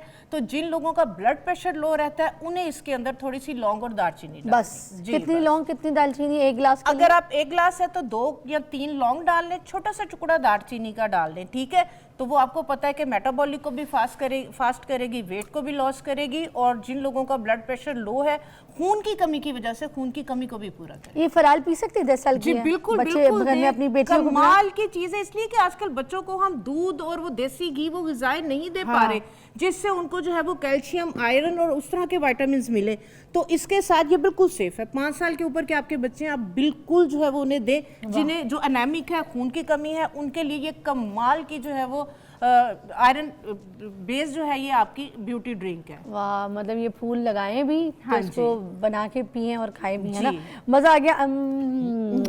बताइए, तो मैं भी इस्तेमाल करूंगी। अच्छा, अब मुझे बताएं और नेक्स्ट क्या क्या जो आपके अंदर आज सारा एक राज है वो हम जरा फाश करें। इसी के जो पत्ते हैं, ठीक है, इसी के पत्ते आजकल जो है ना, आपने देखा है कि ना, मैं ऑयल वगैरह शौक में बच्चियां खरीद तो लेती हैं लेकिन लगाती नहीं है। और बालों का ये हाल है कि हर एक ने आयरन और केमिकल ट्रीटमेंट्स कर करके अपने बालों को डैमेज किया हुआ है, रफ हुए में, स्प्लिट एंड्स बन रहे हैं, ड्राई है, डैमेज है।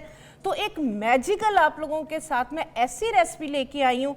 बाल धो लेने हैं, सिर्फ आधा घंटा या 1 घंटा इसको आपने वीकेंड पे लगाना है, और आधे या 1 घंटे के बाद जब आप इसको वॉश करेंगे तो आप कहेंगे कि वाओ, ऐसे जैसे आप कोई पार्लर से बुटॉक्स या केराटिन ट्रीटमेंट करवाए, इतना अमेजिंग इसका रिजल्ट है।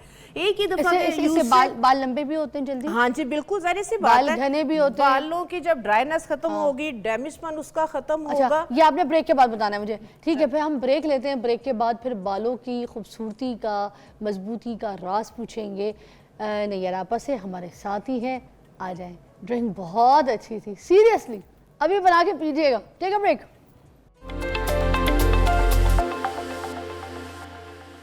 ओके जी, फाइनली चाइनीज़ फ्लावर्स की ड्रिंक के बाद हम आज आ चुके हैं जिसमें हम आपको बालों की खूबसूरती मजबूती का राज बताने लगे हैं, और वो राज नए तरीके का है। नाज़रीन, जिन लोगों को तेल से चिढ़ है ना, जिनके तकिए गिलाफ ख़राब हो चुके हैं, धब्बे पड़ चुके हैं, वो कहीं ऐसे टेक लगा के भी बैठे हैं तो दीवारें ख़राब हो जाती हैं, बिस्तर ख़राब हो जाते हैं। और मोस्टली लोग आजकल आपको पता है बिस्तरों के ऊपर स्वेट लगवाते हैं, कपड़ा लगवाते हैं, बेड्स की खूबसूरती, वो टेक लगाते हैं तेल लगा के, कोई भाई या बहन उनका सब कुछ निशान, पीछे से धब्बा भी नहीं जाता।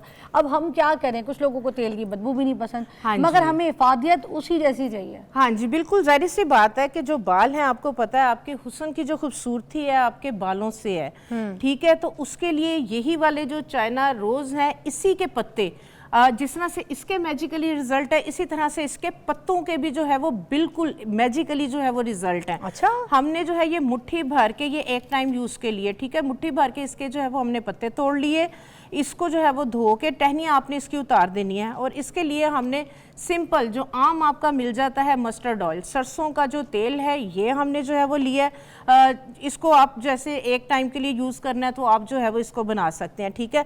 अब इसको हम क्या करेंगे, इसको हम डालेंगे ब्लेंडर में, पत्तों को पानी बिल्कुल नहीं डालना, ऑयल डालना है। अच्छा, और ये आपका केराटीन जो है ये ट्रीटमेंट बन जाएगी, ठीक है। मैं आपको ब्लेंड करके, जी जी बिल्कुल, अभी आपको ब्लेंड करके, और इसको फ्लावर के पत्ते, जी ठीक है, उसकी टहनियाँ हटा के, और आपने सरसों का तेल लिया, सरसों के तेल में इसको हम ब्लेंड करेंगे। ओके, मैं आपको हेल्प करती हूँ, मुझे बताएं जी, इसके अंदर। हाँ जी, ये देखें, ये पत्ते मैंने धोए में हैं, टहनियाँ इसकी जो है वो उतार दी हैं। ओके। इसके पत्ते हम इसके अंदर जो है वो डाल देंगे ब्लेंडर के अंदर, और इसके अंदर हम डालेंगे सरसों का तेल। सरसों का तेल सबसे बेहतरीन है, इजीली मिल जाता है, कोई इतना महंगा नहीं है। तो बस ये है कि खालिस होना चाहिए, ठीक है। ये देखें, इसके अंदर हमने सरसों का तेल जो है वो थोड़ा सा डाल दिया। कोई हमने इसमें पानी नहीं डालना, कोई अंडा नहीं डालना, कोई दही नहीं डालना, कोई चीज डालने की जरूरत नहीं है। अच्छा, अब हम इसको कर लेंगे इतनी ब्लेंड। फिल्म चलाते हैं लोग, उसको सालन ही बना लेते, फिर खा लिया करें, लगाने की क्या जरूरत है ना? कुछ भी डालने की, ये पौधा आप यकीन करें घर में लगा लें, आपके इतने ज्यादा मसले ये हल करेगा कि आपकी सोच है। ना भी लगाएं तो किसी के घर के बाहर भी पड़ा हुआ मिलता है, बिल्कुल, वो उतार लें आप। हाँ जी, अच्छी तरह ब्लेंड कर लें। और दूसरे नंबर पे जिन लोगों के बाल बहुत ज्यादा गिर रहे होते हैं, शैम्पू सूट नहीं कर रहा होता, ये शैम्पू भी है, ये झाग भी बनाता है, इसके पत्तों का पेस्ट, और बालों को धोता भी है। हाँ जी जी जी जी बिल्कुल, पूरा फोम बनता है, पूरी झाग बनती है, और आप जब बाल धोएंगे आपके बालों को नीट क्लीन करेगा, शैम्पू की जरूरत नहीं है। आप अगर अपने बाल बचाना चाहते हैं जिनके बहुत तेज़ी से गिर रहे हैं, वो फ़ौरन शैम्पू रोक के इसके पत्तों को जो है वो ग्राइंड करें, पानी डाल के थोड़ा सा एलोवेरा डाल दें, इससे बाल धोना शुरू कर दें। आप देखें 1.5 महीने के अंदर आपके बाल गिरना रुक जाएंगे। वैसे हो गया? हाँ जी बिल्कुल हो गया। इसको अब हम इसके अंदर जो है वो डालेंगे। इस तरह से जो है वो आप मलमल का जो है कोई भी साफ़ कपड़ा ले लें, इसको हमने ब्लेंड कर लिया है, ठीक है। मलमल का साफ़ कपड़ा लें और इस चटनी को आप ऑयल, हाँ जी, इसमें डाल दें। ये तो आम शॉपों से हमें मिल जाती है जब हम ग्रोसरी स्टोर्स में जाते हैं। जी तो जी, ये आम घर में पड़े हुए होते हैं। हाँ, घर के मलमल के दुपट्टे नहीं भी खराब करती हैं आप, तो ये आराम से मिल जाता है। अच्छा, ये मुझे पता ही नहीं था ये काम कर सकता है ये देखें। जी जी, ये हमारा बहुत जबरदस्त फिल्टर, वो जो पुलाव में हम पुड़िया बना के डालते हैं ना अखनी पुलाव में, जी, तो वो भी, जी बिल्कुल। ये देखें, ये आपका कितना ग्रीसी, स्लाइमी, ग्रीन सा, बिल्कुल। अच्छा, ऐसे निकालना है बस? जी, ये देखें, ये मैं निकाल के लेके आई हुई हूँ, बिल्कुल ग्रीन कलर का, ठीक है। हम इसमें निकाल लेते हैं, इसको इधर छोड़ दें, ओके, क्योंकि थोड़ा सा इसको जो है ना, ये देखें, ये मैं घर से बना के लेके आई हूँ, कितना स्लाइमी है। और यहाँ पे बनाना सिखा, ये देखें कितना स्लाइमी है। हाँ, अब इससे होगा क्या हमारे बालों में? हाँ जी, ये वाला जो मैजिकल ऑयल है, ठीक है, ये आपके जो है वो डैंड्रफ को ख़त्म करेगा, आपके गिरते हुए बालों को जो है वो रोकेगा। और उसके बाद आप लोगों के बाल ड्राई हैं, डैमेज है, केमिकल जो ट्रीटेड हेयर हैं, ठीक है, पार्लर आप जाते हैं 20-25 हज़ार से कोई भी बोटॉक्स और केराटिन ट्रीटमेंट शुरू होती है, ठीक है। आप मेरे कहने पे, ये मैं अपने पार्लर का सीक्रेट दे रही हूँ, 30 साल जो है मैंने अपना पार्लर चलाया और हम लोग यही ट्रीटमेंट्स अपने क्लाइंट्स को देते थे। मतलब ये तेल नहीं, तो पूरी ये ट्रीटमेंट है। जी जी जी, सबसे पहले हम अपने क्लाइंट का इसके साथ मसाज करके बाकी उसने जो भी काम करवाना है करवा ले। 1 घंटे के बाद आप बाल वॉश करें, आप यकीन करें कि ये आपके बालों में एक नई जान दे देता है। आपके बाल टूट रहे होते हैं, उसको जो है वो स्ट्रेंथ देगा, शाइनी होंगे और जस्ट लाइक एक हेयर फूड है और ये आपके। कितने टाइम तक रखना है इसको? इसको आधा घंटा 1 घंटा आप रख के इसके बाद वॉश कर दें। कोई पूरी रात कोई पूरा दिन लगाने की जरूरत नहीं है। अच्छा तो सुने, आज आपने ये भी बताना है कि इस तेल को लगाते कैसे, क्योंकि हम ठीक जो हो गया। आम घर बैठी औरतें हाँ हैं जी। हमें सीरियसली ये नहीं पता कि तेल की एप्लीकेशन करनी कैसे, किन कैसे है? हाथों से लगाना कैसे और किन जगहों पे कैसे। पहलवानों की तरह मसाज कर रहे होते हैं बालों की, यार जड़ें पहले ही भर नाजुक हुई हुई हैं और जो है वो खींच खींच के जोर जोर से मसाज, वो मसाज जो है वो आपको रिलैक्स जरूर कर रहा होता है, लेकिन अगर वीक जड़ें हैं तो उससे और गिरती हैं। तो मैं आज आपको जो है वो करके दिखाऊंगी कि ऑयल को लगाना किसके कैसे सर पे? है। आपके सर पे? मेरे सर पे? जी अभी बिल्कुल बिल्कुल बिल्कुल आपके सर पे करके दिखाएंगे ताकि आपको रिजल्ट मिले। आप जाहिर सी बात ज्यादा अच्छे तरीके से आप चलें फिर। ब्रीफ कर सकते हैं कि हाँ वाकई मैंने ये लगवाया और वाकई जो मैंने कहा था वो कितना सच था और कितना झूठ। अरे वाह, डन हो गया। तो फिर ये तेल मैं भी एंड में लगवाऊंगी जी। और उससे पहले क्योंकि यहाँ पे कुछ और भी चीज़ें हैं वो ज़रा दिखा दूँ, फिर उसके बाद ये वाली चीज़ लगवाने के लिए उधर बैठ के मैं मज़ा लूँगी। अभी आप ब्रेक लीजिए।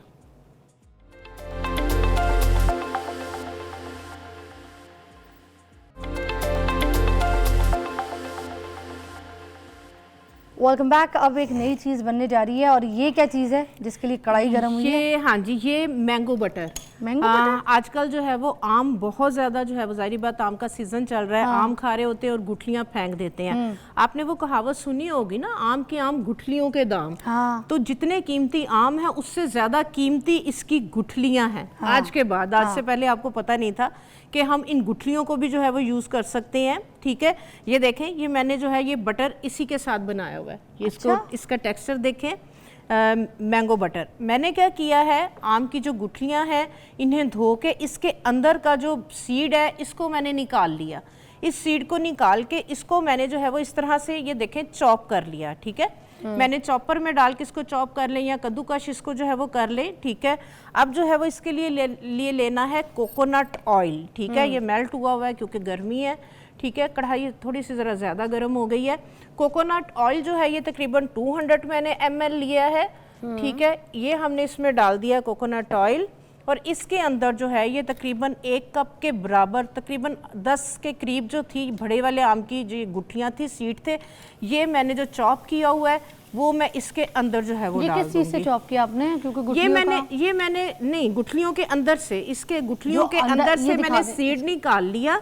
इस सीड को आप चाहे कश कर लें, ठीक है, चाहे आजकल चॉपर है तो इसको चॉप कर लें। मैंने चॉप किया है। ठीक है, और इसको आपने कोकोनट ऑयल के अंदर, ठीक है, कोकोनट ऑयल में ये बनेगा तो फिर इसका जैसे ये आप यूज कर रही हैं ना क्रीमी टेक्सचर, कोकोनट में बनने के बाद इसका ये वाला क्रीमी टेक्सचर आएगा क्योंकि ये सर्दी के अंदर जो है ये फिर जम जाएगा। इसका अपना भी कोको का, इसका मैंगो का सीड भी जब इसके ऑयल और एक्सट्रैक्ट, इसके कंपाउंड्स भी जब कोकोनट ऑयल के अंदर ऐड हो जाएंगे तो फिर ये इस तरह से जो है ये क्रीमी टेक्सचर आ जाएगा। ठीक है, तो हमें नाम ब्रांडिंग नहीं करना चाह रही है, बिल्कुल वैसा है।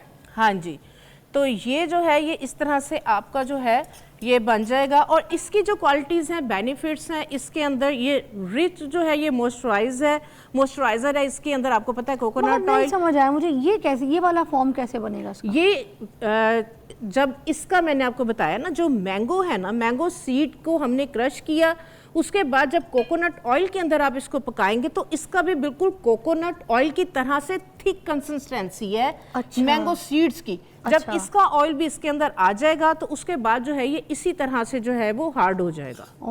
हाँ जी, ठीक है, ये देखें, फौरन आपने थोड़ी देर के लिए इसको गर्म करना है, पका लेना है। ठीक है, इसको जलाना वगैरह नहीं है जैसे आप लोग तेल के अंदर चीज़ें, सिर्फ इसको हल्का सा जो है वो गर्म करना है ताकि इसके जितने भी कंपाउंड्स हैं मैंगो सीड के वो सारे हमारे इस ऑयल के अंदर जो है वो शामिल हो जाए। ठीक है, थोड़ी देर के लिए हम इसको गर्म किया, पकाया, अब इसको हम साइड पे छोड़ देंगे, उसके बाद हम इसको स्ट्रेन कर लेंगे। ठीक हो गया, तो ये इसी तरह से इस फॉर्म के अंदर ये आ जाएगा। देखिए कितना ये किन लोगों के लिए बेहतर है। आगे देखें, अभी मौसम चेंज हो रहा है, गर्मी का मौसम है, गर्मी से सर्दी में जा रहे हैं।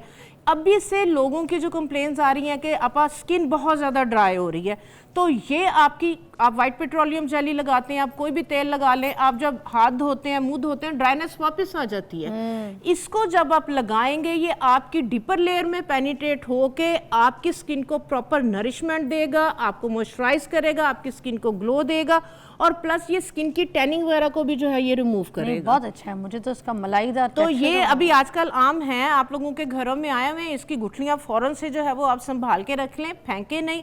तो आप जो है वो उसके सीड्स निकाल के इस तरीके से लेना, आपने जो है वो प्योर कोकोनट ऑयल है तो उसके अंदर आप ये वाला बटर बना के रख लें। सर्दियां आपकी बहुत सुकून से गुजरेंगी, कोई कीमती आपको मॉइस्चराइजर और कोई भी इस तरह की जो है वो चीजें लेने की जरूरत नहीं पड़ेगी। बस ये जब ठंडा हो जाएगा इसको आप स्टेन कर लेंगे बस। हाँ और जी। ये जब स्टेन होगा ये यही फॉर्म, हाँ जी बिल्कुल बिल्कुल, कोकोनट क्योंकि दोनों मिलके वो फिर इसी थिक फॉर्म में कलर भी आ जाएगा। जी बिल्कुल, डेफिनेटली कलर। ये थोड़ा सा क्योंकि मैंने जो मैंगो सीड्स हैं काफी देर के मैंने इसको वो चॉप करके रखा हुआ था, इसके अंदर क्योंकि आयरन होता है तो ये थोड़ा सा ब्लैक कलर में चला गया, लेकिन इसका जो ऑयल है वो यही आएगा। ठीक है, तेल को आपने बहुत गर्म नहीं करना। ये आप देखें आजकल अनार का सीजन है, ठीक है, अनार बहुत ज्यादा आपके घरों में आ रहे हैं, तो अनार के ऊपर जो फूल लगा हुआ होता है, ठीक है, ये अनार कली है। हाँ। ये अनार की कली आप यकीन करें जिस तरह से मैं आपको बता रही हूँ वैसे सीरम बना के रख लें, ये आपको भी अनारकली बना देगी। कैसे? हाँ जी, इसकी जो क्वालिटी इस वाले जो सीरम की जो मैंने ये बना के रखा हुआ है, आपने क्या करना है, अनार की इस तरह से जो है वो कलियां ले लेनी है। ये मैंने जो है वो पौधे से फ्रेश उतारी है, ठीक है, इसलिए ये रेड कलर की है। आपने क्या करना है, मैंने क्या किया इसके लिए ली है मैंने ग्लिसरीन। अच्छा। ग्लिसरीन आपको पता है हमारी नानी और दादियों से जब से हमने होश संभाला, सर्दियों के अंदर लेमन उसमें डाल देते थे, ग्लिसरीन और रोज वाटर, ऐसे ही है। ठीक है, वो यूज करते थे। कुछ लोगों को सूट करती थी, कुछ लोगों को टैनिंग हो जाती थी। तो अब आपको पता है कि नई जनरेशन है, नई थ्योरी है, नई टेक्नोलॉजी है, तो इन चीज़ों को मैंने थोड़ा सा डिफरेंटली डिज़ाइन किया। उसके बाद जब इसको यूज़ किया, आप यकीन करें आउटस्टैंडिंग इसके जो है वो रिजल्ट हैं। इसके ये रिजल्ट हैं कि ये आपकी स्किन को माइल्ड एक्सफोलिएट करेगी, आपकी ड्राई डेड लेयर को, जिस तरह से आप केमिकल पील्स करवाते हैं ना, आपको ये केमिकल पील का रिजल्ट मिलेगा, बट आपकी स्किन को सेंसिटिव नहीं करेगा, आपकी स्किन को डैमेज नहीं करेगा। बहुत माइल्ड एंड ग्रेजुअली वे के साथ ये आपकी ड्राई डेड लेयर को रिमूव करेगा और स्किन को मॉइस्चराइज करेगा। और जैसे ये पिंक कलर है, इसी तरह से पिंकिश ग्लो देगा। इसके लिए मैंने क्या किया है, 50 ml जो है वो मैंने इसमें ग्लिसरीन ली है, और इसके अंदर जो है वो तकरीबन 20 ml के करीब मैंने रोज वाटर लिया, ठीक है। उसके अंदर मैंने क्या किया कि जो गुलाब की कलियां हैं इनको थोड़ा सा मोटा मोटा क्रश करके मैंने इसके अंदर डाल के मैंने ढक्कन लगा के इसको मैंने 15-20 दिन के लिए छोड़ दिया। अच्छा। 15-20 दिन के बाद मैंने इसको स्टेन किया। इसी तरह से ये रेड कलर के अंदर आपको ये वाला ये देखें सीरम रेडी होगा। आप इसको यूज करके देखें। मैं ये साफ करके देखूं। हाँ जी, अच्छा। इसको आप यूज करके इसका देखें। दोबारा एक बार बता दें, आपने ये जो अनार की गुलाब वाली कलियां हैं, हाँ जी, अनार की कलियां ली हैं तकरीबन 50 ml glycerine, 20 ml rose water और 10 के करीब जो है वो मैंने फ्रेश जो अनार की कलियां, अनार का जो पौधा लगा हुआ होता है, आप वहां से उतार के इसको ड्राई कर सकते हैं। ड्राई होने के बाद भी फिजा ये रेड ही रहेंगी, इनका कलर चेंज नहीं होगा। अच्छा। ठीक है, इन कलियों को मैंने मोटा मोटा सा पीस के, इन कलियों को मैंने मोटा मोटा सा पीस के मैंने ग्लिसरीन रोज वाटर वाले जो महलूल है उसके अंदर डाल दिया। 15 से 20 दिन ये इसके अंदर जो है ये पड़ी रही। उसके बाद मैंने स्टेन करके मैंने इसको बॉटल में निकाल लिया। ये जिन लोगों की, क्योंकि ग्लिसरीन है, जिन लोगों की जी खुशबू जी, ये अनार की आपको पता है कि अपनी खुशबू कितनी जबरदस्त, पोमोग्रेनेट की हमारी ऑर्गेनिक कॉस्मेटिक्स में बहुत ज्यादा यूज होती है, जस्ट लाइक अ परफ्यूम। तो जी बिल्कुल। और ये वाली जिन लोगों की जो है वो ऑयली स्किन होती है, सर्दियों के अंदर जो है उन लोगों को कोई भी ऑयली चीज लगाते हैं तो उनके एक्ने जो है वो स्टार्ट हो जाती है। तो ये वाला जो महलूल है, ये वाला जो सीरम है, ऑयली स्किन वाले सर्दियों के अंदर बहुत इसको इजीली यूज कर सकते हैं। ये जो दानों के बाद के दाग धब्बे हैं ये उसको भी रिमूव करेगी, एक्ने को जो है वो स्टॉप करेगी, स्किन को ग्लो देगी और मॉइस्चराइज करेगी और एक्ने नहीं होने देगी। हो गए मजे के हाथ मेरे। वाओ, पहले वो जो बटर बनाया है, हाँ जी, आम की गुठलियों का, उसके बाद ये इट्स अमेजिंग ये रिजल्ट। आज मैं आपको अपने सीक्रेट्स, अपने सैलून के और अपने ब्रांड के सीक्रेट्स आप लोगों के साथ शेयर कर रही हूँ। नहीं यार आपा, वैसे एक बात है, सबके घर में छोटी छोटी बच्चियां होती हैं, हाँ जी। टीन एज बच्चियां हैं, उन लोगों को केमिकल की आदत मत डालें, अपने घर में थोड़ी सी एफर्ट करके चीज़ें बना लें। हसीन परियों जैसी जिल्द, खूबसूरत प्यारी नूर वाली लड़कियां जो हैं वो, उनकी आप जो है ना परवरिश करें साथ साथ, और उनका ख्याल करें स्किन का। ऐसे देखें मेरे हाथ इतने नरम हो गए, मुझे तो सब चीज़ों में फराल याद आ रही है। एक ब्रेक लेते हैं, उसके बाद तेल लगवाती हूँ, आपको बताते हैं तेल कैसे लगाते हैं। आ जाए।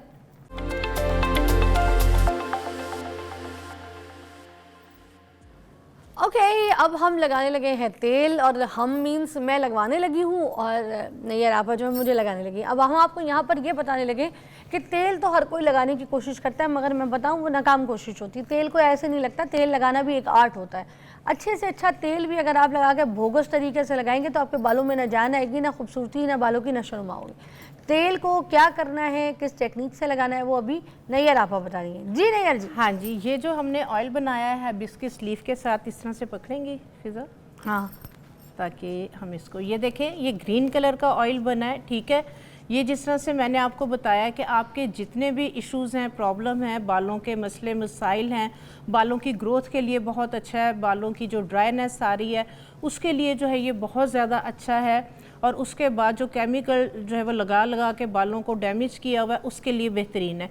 सबसे पहले हम इस तरीके से जो है वो रूट्स में जो है वो ऑयल लगाएंगे, ठीक है, ताकि क्योंकि मेन चीज़ जो है वो रूट्स पे हम पहले इस तरह से ऑयल लगा लेते हैं। सारे हेड के अंदर जो है वो आप बड़ा जेंटली आपने इन टिप्स को जो है वो यूज़ करते हुए, ठीक है, सारे बालों में आपने इस तरह से तेल को अप्लाई कर लेना है, ठीक है। अच्छा। बहुत ज़्यादा भर भर के तेल लगाने की ज़रूरत नहीं होती, बस इतना कि आपके बालों में लगता चला जाए और पेनिट्रेट हो जाए, ठीक है। ये नहीं है कि आपने जो है वो रात को तेल लगाया, बह रहा है सारी आपकी, जैसे आप बता रहे थे कि आपके कुशन, आपकी बेडशीट, हर चीज़, और वाकई दीवार से टेक लगा ली तो दीवार भी जो है वो गंदी हो गई। ये वाला जो ऑयल है, सीधा ऐसे रखें, ये वाला जो ऑयल है ये आप 1 आधे घंटे के लिए भी लगाएंगे बहुत है। आगे सर्दियां आ रही हैं, आप चाह रहे हैं कि आपको बहुत अच्छे जो है वो ऑयल के रिज़ल्ट मिले, तो उसके लिए आपने क्या करना है, स्टीम लेनी है। ये वाला ऑयल लगा के, हाँ। अब स्टीम कैसे लें, आपने क्या करना है, पानी को कर लेना है गर्म, उसमें 2 टॉवल आपने डिप करने हैं, ठीक है। एक पहले टॉवल निकालना है, वो अपने बालों में आपने रैप कर लेना है, वो ठंडा हो गया तो दूसरा आपने टॉवल रैप कर लेना है। कम से कम 15 मिनट तक आपने जो है वो इस तरह से अपने बालों को स्टीम देनी है। टावल को गर्म कहाँ करना है? टॉवल को गर्म पानी के अंदर, अच्छा। गर्म पानी आपने एक टब में या बाल्टी के अंदर जो है वो कर लेना है, और उसके अंदर 2 टॉवल आपने डाल देने हैं। एक चीज़ और जहन में रखें, ये नहीं है कि आपने 8 दिन से बाल नहीं धोए, नहाए नहीं है, तो आप कह रहे हैं कि अब मैं तेल लगा लूँ, मैंने नहाना है। आप पहले बालों को धोएंगे, बाल आपके साफ सुथरे होने चाहिए, ठीक है, ला देते हैं आप, रख दें। अच्छा। बाल आपके गंदे बिल्कुल ना हो, पहले बालों को धोना है। ये देखें रूट्स में तेल लगा लिया, तेल लगाने के बाद मैंने रूट्स में अच्छी तरह से, ठीक है। अब आपने इस तरह से प्रेशर पॉइंट्स, आपको पता है कि मेन चीज़ ये होती है कि एक तो रिलैक्सेशन हो, दूसरा ब्लड सर्कुलेशन तेज हो, मसाज करने का जो मकसद होता है, ठीक है। तो इस तरह से आपने ये देखे, जैसे मैं हल्का हल्का सा प्रेशर डाल रही हूँ, कोई बहुत ज़्यादा आपने बालों को जो है वो खींचना नहीं है, नोचना नहीं है। आपने इस तरीके से मसाज करते हुए बालों में जो है वो इसको ऑयल को पेनिट्रेट कर देना है, ठीक है। ये देखें खुद ब खुद जो है वो सारे बालों में जो है वो ऑयल लग रहा है। एंड पे हम जो रूट्स पे लगा दिया, लेंथ और एंड पे हम बिल्कुल लास्ट में लगाती हैं, ठीक है। इस तरह से आपने लगाते चले जाना है, जितना ऑयल है आप देखेंगे कि बिल्कुल पेनिट्रेट हो गया। अच्छा, एक चीज़ और, ऑयल क्योंकि एक तो हम बालों के लिए लगा रहे हैं, मसाज हम कर रहे हैं रिलैक्सिंग के लिए, ठीक है। तो आपने प्रेशर पॉइंट्स, ये प्रेशर पॉइंट है, ठीक है, इसमें हमारी इस वाली रिंग फिंगर के साथ और थंब, ठीक है, ये 2 को यूज़ करते हुए, ये देखें पीछे से मैंने थंब पे जो है वो प्रेशर दिया, आगे मैंने इस सुकून मिला, ठीक है। ये हमारे जो प्रेशर पॉइंट्स हैं, आप इस तरह से जब मसाज करेंगे, ये देखें, ठीक है। कोई ज़रूरत नहीं है कि आप जो है वो, आपका अगर सर में दर्द है, आप थके हुए हैं सारे पूरे हफ्ते के, 8 दिन में एक दफ़ा आप ये देखें, वेरी नाइस, पूरी आपकी नेक रिलैक्स हो गई। वाह। हर आपने जो स्टेप है, ये जो एंड पे हमारा जॉइंट है जिसको गोली कहते हैं, ये 2 आपको साइड पे फील होती होंगी। इस वाले हाथ से हम इधर प्रेशर देंगे, इस वाले हाथ से हम इधर वाला जो हमारा नॉट है, एंडिंग पॉइंट है हमारे जॉइंट्स का, हम इस वाले थंब से इधर देंगे, इस वाले से इधर, इधर इस वाले से इधर, ठीक है। और ये हमारी हथेलियां, ये देखें, ये देखें, ये देखें, ठीक है। उसके बाद यहाँ पे आपने हाथ रखना है, ये बैक पे प्रेशर दिया, इधर हाथ रखा, ये प्रेशर दिया, ठीक है। असल मसाज ये है, आप जब जोर जोर से जो है वो मसाज करेंगे, उससे अगर रूट्स पहले ही वीक हैं तो बाल आपने देखा हाथ में टूट टूट के आ रहे होते हैं, ठीक है। तो आपने जो है वो प्रेशर पॉइंट्स को और आपने इस तरीके से जो है ये मसाज करना है, ठीक है। ये प्रोफेशनल वे है जो हम अपने सैलून पे करते हैं। शादी हो चुकी है, वरना मैंने भी आपको दुआएं देनी थी, या अल्लाह अच्छा बर मिले, अच्छी सास अल्हम्दुलिल्लाह, अल्हम्दुलिल्लाह, लकी हूँ, मेरे मियाँ बहुत अच्छे हैं, मेरी फैमिली ये भी कहना था सुकून है। अच्छा एक चीज और, ये जो आपके कान के पीछे की ये वाली जो बोन है, ठीक है, इस थंब के साथ ये देखें, ये सुकून, ये लाजमी आप जो है वो यहाँ पे मसाज करें। ये आपके पूरे हफ्ते की जो थकान है ये उसको जो है वो निकाल देता है। आपकी जो लिफ नोट्स बन रही होती हैं, आपकी एजिंग जल्दी आ रही है, आपकी एक्नी किसी तरह से ठीक नहीं हो रही, तो ये वाला जो पॉइंट्स है, ठीक है, ये आपके कान के पीछे बोन के साथ साथ थंब के साथ ये देखें 8 से 10 दफ़ा आपने यहाँ से नीचे लेके आए, उसके बाद इन फिंगर्स के साथ ये देखें, ये देखें, ये सारी जो लिफ नोट्स जिसको हम वो कहते हैं ना गुठलियां बन गई हैं, टांगों में जो है वो खलियां बन जाती हैं, ठीक है। तो आप जब इस तरह से मसाज करेंगे, आपकी जो लिफ नोट्स हैं, ठीक है, ये ड्रेन होंगी, ये एक्टिव होंगी और मसल्स आपके रिलैक्स होंगे, सॉफ्ट होंगे। तो डेफिनेटली जो भी अगर आपको प्रीमेच्योर एजिंग आ रही है, आपकी एक्नी ठीक नहीं हो रही, आपके मूड स्विंग हो रहे हैं, बात बात पे गुस्सा आ रहा है, कभी बच्चों पे निकल रहा है, कभी मियाँ की शामत आ रही है, कभी मेड की शामत आ रही है, तो आप जब मसल्स आपके रिलैक्स होंगे, आपकी स्टिफनेस आपकी बॉडी के अंदर नहीं होगी, आप हैप्पी होंगी, आप खुश होंगी, तो डेफिनेटली जो है वो किसी भी तरह की कोई भी जो है वो कहते हैं ना कि अगर आप डायबिटिक हैं, हार्ट की आपको प्रॉब्लम हो रही है, तो डॉक्टर कहते हैं स्ट्रेस ना लें, ठीक है। तो हम स्ट्रेस क्यों ले रहे होते हैं? टेंशन्स की वजह से। टेंशन्स तो है लाइफ में, और वो तो जब तक हम जिंदा हैं तब तक रहेगी। स्ट्रेस को खत्म करना है तो ये वाला आप प्रेशर पॉइंट्स के साथ जो है ये मसाज करें। और ये हमने सर के तेल के साथ ही ये फिल्में पूरी चलानी है। हाँ जी, ठीक हो गया ये, ठीक है, थकावट उतर गई। अरे वाह, मजा कितना आ रहा है, सोच आपकी। ये थंब के साथ कोई मैंने हाथों का प्रेशर नहीं दिया, कोई मेरे बाजू नहीं दुखे, कोई थकावट नहीं हुई, ठीक है। ये देखें, ठीक है। इसके बाद आप बाकी के जो और ये माथे वाला सीन हम जो करते होते हैं वो करें या नहीं? जी बिल्कुल करेंगे। ये देखें, मैंने इसलिए नहीं किया, मैंने कहा आपका मेकअप ना खराब हो जाए। ये देखें, इस रिंग फिंगर के साथ ये, क्योंकि ये हमारी थर्ड आई है। ये वाला जो आपके प्रेशर पॉइंट्स हैं, ये आपकी थर्ड आई है, ठीक है। आपकी किडनी, आपके पूरे बॉडी का जो सिस्टम है, यहाँ से जो है वो आप कह लें कि एंड होता है, यहाँ स्टार्ट होता है, इसको हम थर्ड आई बोलते हैं चाकरा में। तो यहाँ से हमने मसाज करते हुए ये आए और ये देखें, प्रेस किया, छोड़ दिया, प्रेस किया, छोड़ दिया, प्रेस किया, छोड़ दिया, प्रेस किया, छोड़ दिया, क्या बात है, प्रेस किया, छोड़ दिया, और बिल्कुल ये। मैं तो ये भी नहीं कह सकती मुगैम्बो खुश हुआ मैं कह सकती हूँ फिज़ा खुश हुई। आई होप इसी तरीके से आज जब अपना लाड उठवाएं, आप अपनी अम्मी को बोलें और आपकी अम्मी आपको बोलें और इस तरह का मसाज करें, ऐसा तेल बनाएं।